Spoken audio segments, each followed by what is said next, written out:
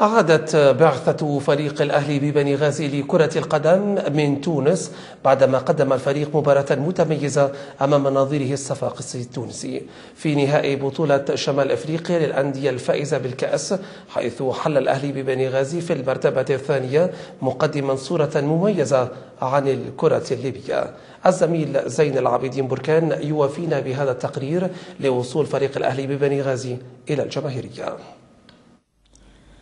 وصلت بسلامة الله بعد ظهر يوم الاثنين بعثة فريق النادي الأهلي لكرة القدم عائدة إلى مدينة بني غازي بعد أن خاض الفريق الأول مباراة الإياب أمام مستضيفه فريق النادي الرياضي الصفاقسي ممثل الكرة التونسية،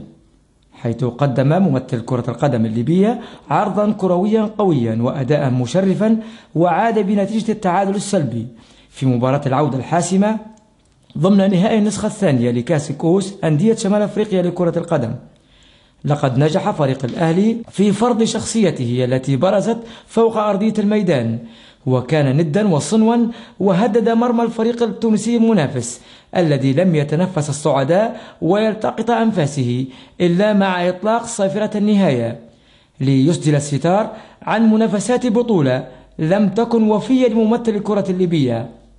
ليتوج فريق النادي الصفاقسي باللقب الذي بقي في تونس، وليفقد فريق الأهلي هذه الكأس الغالية التي كان يستحقها، لكنه فاز وكسب احترام وتقدير كل أحباء الرياضة في تونس. ولا شك أن هذا الظهور اللافت والمشرف سيفتح آفاقا جديدة، وسيمنح الفريق الأحمر دفعة معنوية هامة وثقة كبيرة، خاصة وهو على بعد أسابيع قليلة من الدخول في مغامرة أفريقية مرتقبة يتطلع من خلالها للذهاب بعيدا في أدغال القارة الأفريقية. لنشرة الأخبار الرياضية، هذا زين العابدين بركان وقد حدثكم.